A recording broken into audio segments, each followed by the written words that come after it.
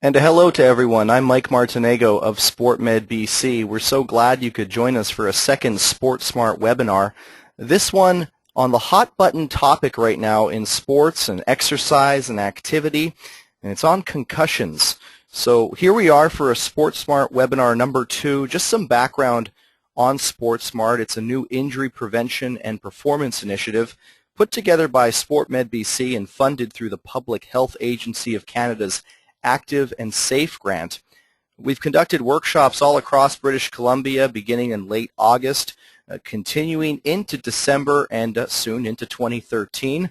We also provide plenty of resources, tips and tools, and videos through our free safety network at sportmedbc.com. So let's get into our second webinar of the program. It's titled Best Practices, Concussions. Just before I throw it over to our sports safety coordinator and presenter Seb Hartell, I do want to mention if you have any questions or comments, any feedback, we'll try our best to answer to it throughout this webinar. You'll notice a toolbar on the right-hand side of your screen, and that allows you to send us some questions or comments, whatever that may be. As well, this webinar will be posted in our safety network within the next 48 hours, so be sure to sign up for the free network and check out the webinar again in case you missed anything at all. But for now, I'll send it over to SportMedBC Safety Coordinator Seb Hartell, and he'll take it away and he'll take us through best practices, concussions.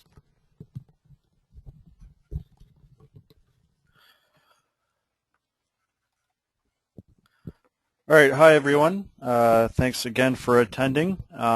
Just as a quick brief introduction, so again, my name is Seb Hartell, Certified Athletic Therapist and SportMed Safety Coordinator at SportMedBC. I do have a wealth of experience in concussions, not only as an athletic therapist and seeing them on the field, and then also helping them in terms of the recovery process in the clinic. I've also suffered through myself, and so I like to think I'm pretty well versed in concussions. That last part a little unfortunately so, but that being said, let's dive right into it. And so really the reason why we're talking about concussions is, well, first of all, let's talk about Sidney Crosby. And so in Canada, his case being in the media and being so high profile has really brought it to the attention. And so as an unfortunate injury as it was, it really has helped out medically in terms of a lot of advancement and at least a lot of exposure in Canada. But there are two major issues in concussions. And so the first one is identifying possible concussions as they happen. And so people always have that debate as, is it a concussion, is it not? And so that's something that we'll try and break down for you guys pretty clearly tonight. And the second problem with concussions is also returning to either play or school too early. And so that's before people are properly healed from their, properly recovered from their symptoms or the problem or the injury. And so again, we'll touch upon that and how to return back safely today as well. So to define a concussion, quite simply, a concussion is a type of brain injury. A concussion is caused by a direct or indirect blow to the head, face, neck, or elsewhere in the body that causes impulsive forces to be transmitted to the brain. Concussions are typically resulting into a rapid onset of neurological impairments or signs or symptoms. And should definitely not be dismissed as getting your bell rung or those getting dinged type injuries. If not managed properly, concussions can actually lead to prolonged implication or complications. And so that's one of our issues, is that not only will concussions happen or people suffering from concussions, but people also returning too early or just not safely, and that's really what leads into a lot of the delayed or long-term care or complications. Concussions are also not a bruise to the brain, but more of a disruption of the brain function. And we'll touch upon that a little bit more in terms of the signs or symptoms and results of a concussion. But also worth noting that all concussions are serious. So contrary to previous beliefs, you actually do not need to lose consciousness to have a concussion. Also worth noting that the effects of a concussion can be delayed up to 72 hours, or at least several hours. And one of the big reasons for this is you're playing a game, you get a hit to the head, but it's fourth quarter, you're down by touchdown, you come back, big game, whatever it might be, with all that adrenaline flowing, and you might go hard and not realize until the next day that your symptoms are starting, that you're feeling dizzy, or you have a headache or anything like that. So you definitely have to be aware of the delayed onset of signs and symptoms. Recognizing and responding to concussions when they first occur is integral for athlete safety, and so this is something that we'll touch upon and go into further detail as we move on. So mechanisms of injury of concussions, or how they happen, main categories are bump and blow to the head, neck, or body, falls, whiplash. The most common non-sport one is car collisions, and all of these may result in the brain coming into contact with the skull, or the kind of bounce back effect that we'll show in the next slide here. And so in this slide we see a picture of someone going through kind of a whiplash effect, and what this is actually doing is it's actually stretching and damaging the brain cells, and those stretches and damages that are happening is actually causing a chemical change to the brain, and those chemical changes are what brings on those signs or symptoms. And those signs or symptoms are what we're going to touch upon next. And so concussions have pretty unique signs or symptoms in terms of an injury. You know, an ankle sprain, it comes off swelling, heat, pain, whereas a concussion, it's pretty subjective to that person, pretty individual to that person and to that event. And so, you know, it's identifying if the symptoms are present or not is one of the big ways to recognize a concussion. And so some of them can be observed by the coach or the trainer on the sidelines. If the athlete's moving clumsily, if they appear dazed or stunned, if they're showing confusion or being forgetful, if they're unsure of the game, score, or opponent, obviously in a game setting, you know, they can't recall events prior to the hit or following the hit, or if they lose consciousness. Also worth noting that the signs or symptoms may not appear right away. It may take several hours or even a couple days. Some of the signs and symptoms that are either observed or reported from the athlete will be a headache, nausea and or vomiting, blurred vision, confusion, dizziness, some concentration or memory problems, sensitivity to light or sound, or just generally feeling pretty sluggish or in a fog. Once again, I can't stress this enough to know that symptoms may not appear right away. It may be delayed hours or days. There are certain red flags into when we're going to talk about in a couple minutes here about initial concussion management. There are certain red flags that throw that aside and cause you to go or force you to go and seek urgent care right away. And those include any loss of consciousness, when the headaches worsen and, you know, really bad and don't subside. If there are any seizures associated with this, any repeated vomiting, slurred speech, significant irritability, increased confusion, weakness or numbness in the arms or legs, if the athlete's having problems recognizing the people or places, or any unusual behavior change.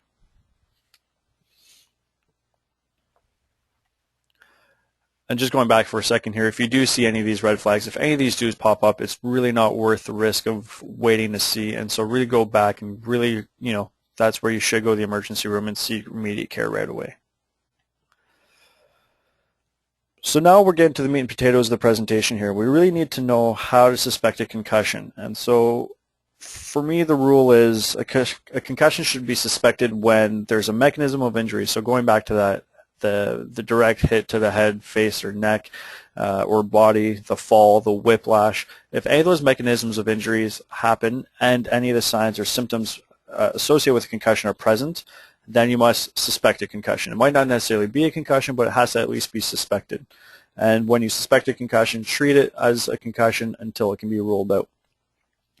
The severity of the signs or symptoms don't really matter. If it's just a mild headache or mild dizziness, it doesn't matter. If the mechanism of injury is there and the symptoms there, you have to treat it as so. And just again, I'm going to keep stressing this, that the onset of the signs or symptoms can be delayed for several hours. And so if you see, let's say your son or daughter get hit in the head, and they might not be showing it right away, but then they wake up or after the game, or you know, they get back in the car, or they wake up the next day and say, oh, my head really hurts, or I'm dizzy. That's when you really want to start suspecting, okay, maybe we should go get this further looked at, or maybe he has had a concussion. As I mentioned before, though, when suspecting a concussion, you want to see, you know, that mechanism of injury and those signs or symptoms. Unfortunately, sometimes the signs or symptoms aren't obvious to the outside. You can't see them. It's really individualized into that athlete. And so this brings up a lot of problems into sometimes athletes don't report their symptoms, and they know this, and it keeps them in the game. They know that if they don't report their symptoms, then they won't be treated, they won't be taken out of practice or out of a game. And so some of the reasons why athletes would refuse to report their symptoms are because, you know, peer pressure from teammates might be a big game or a big important part of the season. the pressure from the coaches or the parents. They just simply want to keep playing is another one. I know myself, I hate coming out when I'm playing sports. I hate injuries and I hate to miss time due to them. Depending on who's around them, they just want to appear tough, whether it's in front of their opponents, their teammates, parents, friends who are watching the game. People just want to appear tough. Or more commonly, athletes just don't know enough about concussions and don't know that the risks that they're at or that they're putting themselves in to continue with these signs or symptoms. And so they just ignore them because they don't know any better, and they just move on and go strong that way. And so this next part I can't really speak too much about due to time constraints, but I do want to make aware that there are these documents readily available, and these are the Sport Concussion Assessment Tools, the SCAT-2s.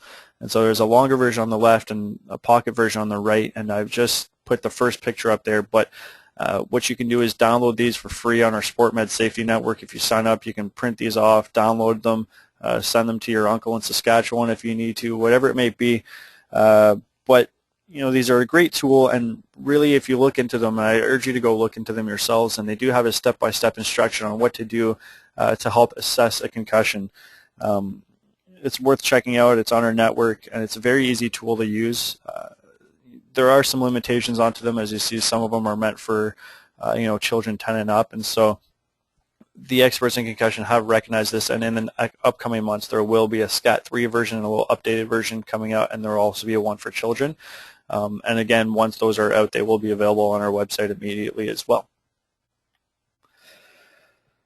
So now in terms of concussion management, so following a concussion or a suspected concussion, we recommend the following course of action. And so the first thing is rest, rest, and more rest. I can't stress it enough, but you really want to have that athlete or that person shut themselves down a little bit or as much as possible. If outside in the sun or in a bright room, wear a baseball cap, get some sunglasses to help reduce the effects of the light on the eyes and just that stimulus. If it's a loud environment, give some earplugs. You want the athlete to stay hydrated. Also, you're going to seek help again if red flags are present. But also importantly too, you want to arrange for a ride home or to the hotel or have someone keep an eye on them or be available to them. And so when driving with a concussion, driving is a very complicated task, and so you'll be distracted, or who knows what will come up. And so a lot of the times people with concussions can resemble someone who is under the influence, and so doctors are actually starting to take away driver's licenses, temporarily suspend them for people with a concussion. So it's very important to arrange for a ride home or to the hotel if you're on the road or whatever it may be, because not only are you putting that athlete at risk, but you're putting everyone else on the road at risk as well. It's highly recommended that concussions should always be followed up with a doctor, and so whether it's your family doctor or a sport physician that you can find either on the CASM website or on SportMedBC's professional directory or practitioner directory, definitely very important to have these followed up on. They're complicated injuries that are continually evolving, and so it's not worth the risk to keep it in your hands and to go get the professionals involved and go and seek that further help or further assessment just to make sure. Also, in terms of immediate management, the following may irritate and slow down the recovery process. And so physical activity, and so basically what we're trying to do with all these that are up on the screen is you're trying to really just shut down that brain. It's that first course of action. So if someone sprains their ankle, you're not going to send them out running on that ankle.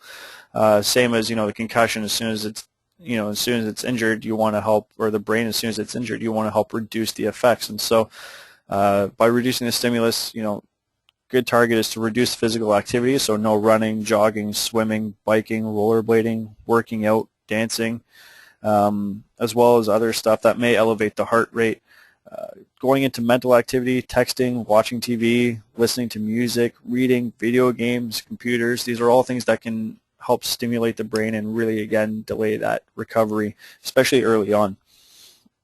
In terms of environment, if you want to avoid being in loud and bright environments, whether it's the gym or arenas, and you also want to stay out of the heat and sun for prolonged periods of time. And so you don't want to be sitting there cooking and getting dehydrated. Again, you're just battling something else, and your body's working too hard to help deal with those different environments and stimuli. So you really want to reduce those as much as possible. And so that's why we can't stress enough about rest for sure. Again, I just want to touch upon healthcare practitioner evaluation. So In terms of at the field, athletic therapists, physiotherapists, physicians, all great in recognizing concussions, but then also helping deal with them as well. And so those are definitely some practitioners that are out there and readily available. Again, on our practitioner directory, you can find one near you to go up and follow up with the concussions as well once they've happened.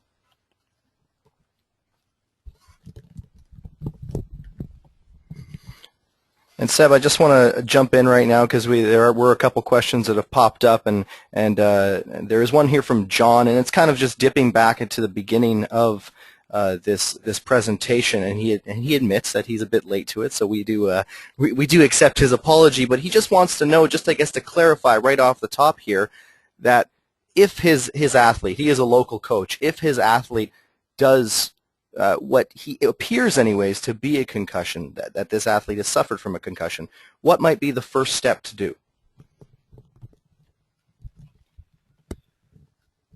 So the first step when suspecting a concussion is right away to remove them from play. And so they come out of play, that if it's out of practice or a game, they stop participation immediately. There's no waiting until after practice to look at it further. You treat it right away. And so let's say a football practice, this involves taking away the athlete's helmet, or hockey, again, taking away a vital piece of equipment to make sure they can't go back in. You really just want to get them off the field and in a nice, comfortable, relaxed, resting spot. And so whether you again want to avoid having them stay in the gym or in a loud environment, so you want to remove them from those stimulated environments. So a dark, quiet room would be ideal, but really you want to just make sure that they're not participating and that they're getting as much rest as possible immediately.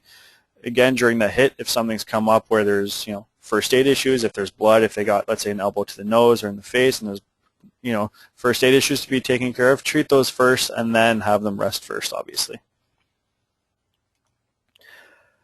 Importantly, in terms of concussion, and so there's always the talk about return to sport and return to play, but immediately the first step is, especially in talking with youth and youth athletics, is the return to school, or even in terms of adults returning to work. And so we have to put priority first. And so knowing that returning to school should be that first step back. And so school can be a very tough environment to be around. 8 hours of class, around friends or bright, loud environments all day, trying to focus hard on studying. It can be very, very challenging for someone with a concussion to go back to. And so what you want to do is have a great gradual return to school program. And so you want to, or at least a protocol of, going back to school only part days, or only attending certain classes certain days, and alternate back and forth. If there's some deadlines, or, modifying that workload and those deadlines to take away some of the stress from those athletes, or, students who have suffered from a concussion. And so it's very important too, because it's very frustrating. And for myself, grade 12 calculus is hard enough as it was, to do that with a concussion. I can just imagine how hard it was. So it's very important to have a good support system ready for these students and athletes. So whether it be, at the school and at home, it's very important to be very patient, understanding that there are some problems that may arise. It will be hard to focus on, what's going on exactly. So be there for your children, be there for each other, your coworkers. It's very important to have that support system as well. So as I mentioned at the beginning of the webinar, one of the big issues with concussions is returning to play either too early or unsafely. And so what we're going to do is I'll show you guys an example of a return to play protocol. These may change varying on who's supervising the return to play protocol, or depending on the sport or whatever it might be. But this is just an example to give you guys an idea of the process that would go on when deciding to return to play. And so firstly, you need to be at least 24 hours of being asymptomatic, so having zero symptoms. So that means your headache's gone, your nausea's gone for at least a full 24 hours straight. Once that's done, hopefully going to a physician, the athlete may begin the graduated return to play protocol. It's worth noting that I'll show you guys several steps, and there must be at least 24 hours in between each step. And so you can't just do all of them in one day and then go, just because those the delayed onset of signs or symptoms may appear. At any time during the return to play protocol, if signs or symptoms reappear any of them, doesn't matter the severity. The athlete must rest for at least 24 hours and go back to being 24 hours asymptomatic before they can start up again, and they drop back to that previous stage. And so the first stage is quite simply no activity. And again, this is complete mental, physical rest. Activities, those activities we've listed off before, those are stuff that you want to avoid and aren't allowed. And so the goal here is we really want to recover from the injury. And so this may take only 24 hours, may take a full week, a couple of weeks. It just doesn't matter. As long as there's signs or symptoms, you want to hold back. The next step, so let's say you go 24 hours asymptomatic, you get that cleared, get the clearance from the doctor that you're ready to start. Instead of going right back into a full contact game, you want to go back into just testing it out step by step to see how you feel. And so the first step is light aerobic exercise. And so this is just, for example, I put up there a 20-minute stationary bike ride at a good conversational pace. And so this is really just increasing the heart rate a little bit without going too much and just seeing how the body reacts and seeing how the brain reacts to that increased workload from the body and from, the exercise at hand. And so you do this 20 minutes on the stationary bike, have them sit down, wait 15 minutes. If everything's okay, send them home. And then wait a full 24 hours, and then let's say they come back and see the next day feeling great, then you can graduate on to step 3. And step 3, this is where you would start with some more sport-specific exercise. So hockey, put up there skating drills, football, some route running, soccer, running drills. But in this stage, there's absolutely no head contact. And so in combat sports, you're not going to start throwing people down on the mat, no heading the ball in soccer. You really want to avoid those quick turns and cuts. Because as mentioned before, the brain can rattle inside the skull, so something you want to avoid. But really in this stage, what we're doing is we're increasing the workload a little bit and we're adding some movement. So just giving the brain something else to analyze going forward. So again, here, you've done this, you've done your practice, you've done your 20 minutes of more intense, let's say skating drills and hockey. Again, rest for 24 hours. If everything's feeling great, no symptoms have reappeared, then you start moving on to stage 4, and this is non-contact training drills. And so this is where you get into more complex training drills. So again, I put some examples there for a couple different sports. So, passing drills in football, hockey, and soccer, fielding drills in baseball, shooting drills in soccer and hockey. And this also a stage where you can start progressing to some more progressive resistance training. And so this is, lifting a little bit of weights, doing those push-up exercises and stuff. Just to help increase the workload again. And so again, here our stage goal is to increase some exercise, to add some coordination, increase that mental cognitive load from playing some more, or going into some more game-like activities. And so I'm talking about soccer, passing, receiving, moving into right position, stuff like that. Those are things that you want to get going. In basketball, running some specific drills, or at least running some specific plays for them to work and get the brain thinking again as well in terms of the sport mode. Again, 24 hours have passed, no symptoms, no complications have arisen.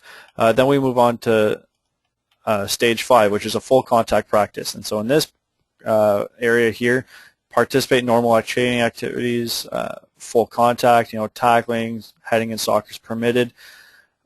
But again, don't take it overboard. I wouldn't sit there and throw the soccer ball at the person's head 20 times right away and see how it feels. Or I wouldn't, line up the gauntlet of having 10 people there and say, okay, let's tackle or body check Joe over here, see how he handles it. Get them back in a normal practice and really get them in that game-like position, but don't overdo it as well. Don't go on the other side of extreme. And so this is a very important stage because what it does is it helps restore confidence for the athlete. And so for here, they could see that, okay, I've taken some contact, I've gone through the full motion, and I am ready to go back into play. This is also a great chance for the coaches to assess the skills and see if the athlete's back into game shape before they go back in full boat. And it's really just that last final evaluation that you can see how things are going before you go back into a game. Again, going to continue to repeat this, full 24 hours, asymptomatic, no issues, no problems. We graduate to the last stage here. And so this last stage is the return to play. And so highly suggested that you need that written permission from a doctor. You go to your doctor, you go to the specialist that you're seeing and say, hey, we've gone through these 5 steps previously, we've ramped it up every time, no symptoms have arisen, we'd like to go back into play, and the doctor, should by all means clear the athlete and they return to normal gameplay without restrictions. But it's also very important to continue and monitor and assess periodically the athlete. And so don't just send them off in the woods and forget about them. Continue to check in on them after practice, or at least keep a close eye on them, but don't restrict them from participation. So that being said, just wrapping up the material for the webinar here. It's really important that if there is any doubt, so when in doubt, sit them out. Always important to err on the side of caution. And in terms of rehab, we're coming back from a concussion. Patience is very important. And so something that, some athletes, it might take a week to come back. Other ones, it might take a full month or even longer to come back. And so patience is very important. And so don't forget with school and in sport that patience is very important, but always to err on that side of caution. So if you suspect a concussion, even if it's in the first game of preseason or the last game in the finals, it's really not worth it, especially in youth sports. We only have one brain, so treat it well and treat it with respect. Also can't emphasize enough that any suspected concussion should be followed up with a doctor to get inside that medical system and to just be safe out there as athletes, coaches, and parents for sure.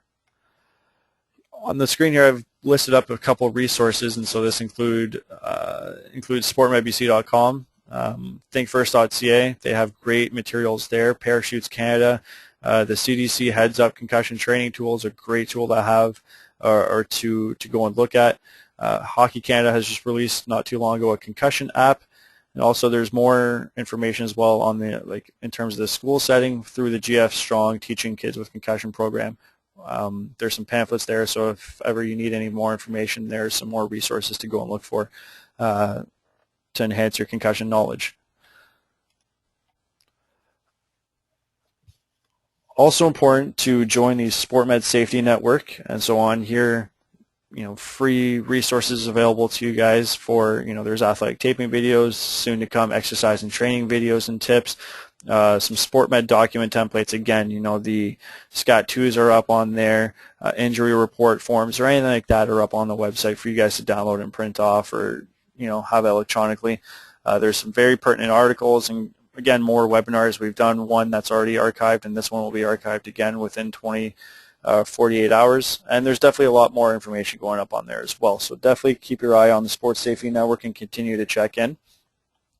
We are on Facebook and we are on Twitter, so be sure to check us out on there. Again, more of the information or more great information sharing happens on there as well. And we do have 2 more webinars planned, and so the next one will be January 16th, and we'll be covering warm-up and cool-downs. And then as well in February, we will be touching upon the foot and ankle injuries. And so again, I just want to thank you all for attending the webinar. If you do have any questions, my coordinates are on the screen. Feel free to contact me with any of your questions that I couldn't have answered tonight. And just before you go, I will pass you back to Mike. So thanks again, guys, for attending, and I appreciate it. Take care. Thanks again, Seb. Fantastic stuff, and thanks again to everybody who tuned in and checked us out. Passed along their thoughts, some questions. I know there were a couple that we didn't get to answer, so Seb has his information there, and we will definitely touch base with some of the question askers out there. So we do have those on hand, and Seb will be able to connect with you. Again, for various tips and tools, resources, or how to host a workshop, please sign up for the free safety network at SportMedBC.com. The webinar, as Seb mentioned, will be posted on the network within the next 48 hours or so. He mentioned how to connect with him. For more from SportMedBC, check us out, SportMedBC.com. You can like us on Facebook at Facebook.com/SportMedBC, and you can follow us on Twitter. It's at SportMedBC. As Seb mentioned, our next webinar next month, January the 16th, 2013. For Seb Hartell, I'm Mike Martinego. Thanks so much for checking us out. We'll see you in a month's time.